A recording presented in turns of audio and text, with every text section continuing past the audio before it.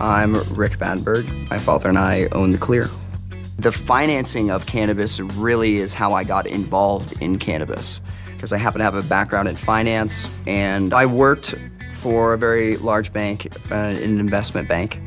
Rick has charm in spades. It helps build a relationship with the investor. The closing argument, though, comes down to the numbers. And the guitars are absolutely rad, my friend. I had no idea. That was a lot of fun. I know that we've known each other for a while, and you've helped me on so many different things.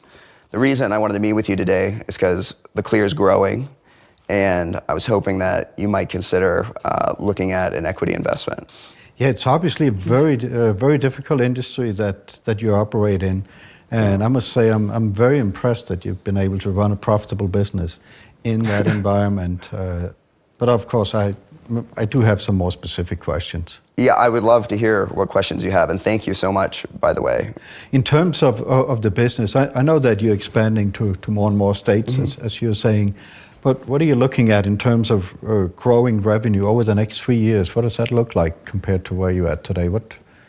We have been able to normalize the risk profile of our company by being in so many different states.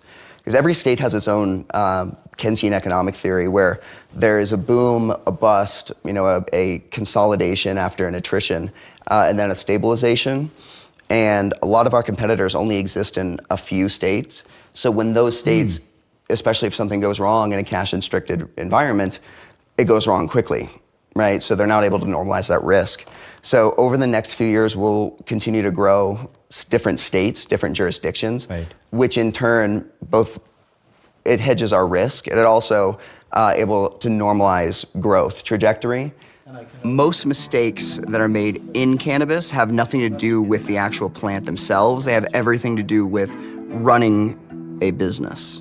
The biggest impact directly to cannabis is the application of a tax code called 280E, which doesn't allow cannabis plant-touching businesses to write down traditional business expenses like sales, labor, insurance, rent, marketing against their top-line revenue, which brings their effective tax rate up to about 70%, which, you heard me correctly, 70% is a preposterous number. It makes operating a cannabis business in the United States ostensibly impossible. You have to run a hyper-efficient business just to survive.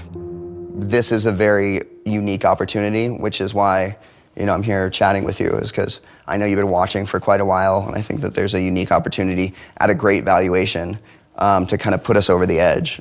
I look forward to seeing the more information, and then once we go through that, we can set up the next meeting.